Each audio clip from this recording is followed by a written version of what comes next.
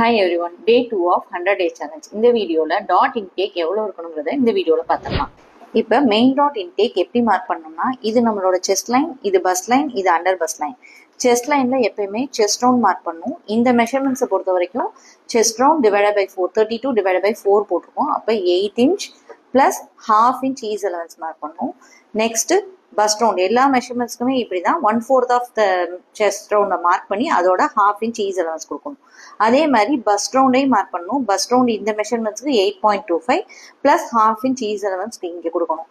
தென் இங்கே அண்டர் பஸ்ட்ல என்ன மார்க் பண்ணணும்னா, அண்டர் பஸ்ட்ல வெயிஸ்ட் ரவுண்டை தான் மார்க் பண்ணணும். நம்மளோட வெயிஸ்ட் ரவுண்ட் வந்து இங்கே 7 inch. இதுக்கு எந்த ஈஸ் அலவன்ஸும் கொடுக்கக்கூடாது. செஸ்ட் அண்ட் பஸ்ட்டுக்கு மட்டும் தான் ஈஸ் அலவன்ஸ் கொடுக்கணும். இந்த ஈஸ் அலவன்ஸ் மார்க் பண்ணிட்டு நெக்ஸ்ட் என்ன பண்ணணும்னா, இந்த ரெண்டு டாட்டையும் கனெக்ட் பண்ணி இந்த வெயிஸ்ட் ரவுண்ட்ல கொண்டு வந்து எண்ட் ஆகிற மாதிரி ஒரு லைன் ட்ரா பண்ணணும். இங்கே எந்த மார்க்கிங்ஸும் இல்லை, செஸ்ட் அண்ட் பஸ்ட்டை மட்டும் தான் கனெக்ட் பண்ணுறோம். கனெக்ட் பண்ணி இங்கே கொண்டு வந்து எண்ட் பண்ணணும்.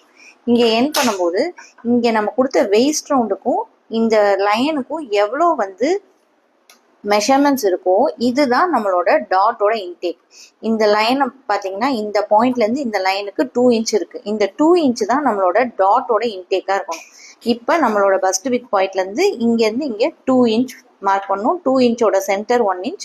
இப்படி டாட் மேக் பண்ணோம்னா நம்மளோட கப் ஷேப் ப்ராப்பராக இருக்கும். ஸ்டாண்டர்ட் சார்ட்டை ஃபாலோ பண்ணுறதை விட இதை ஃபாலோ பண்ணீங்கன்னா உங்களோட கப் வந்து இன்னும் ப்ராப்பராக இருக்கும். இதை ட்ரை பண்ணி பாருங்கள். தேங்க்யூ.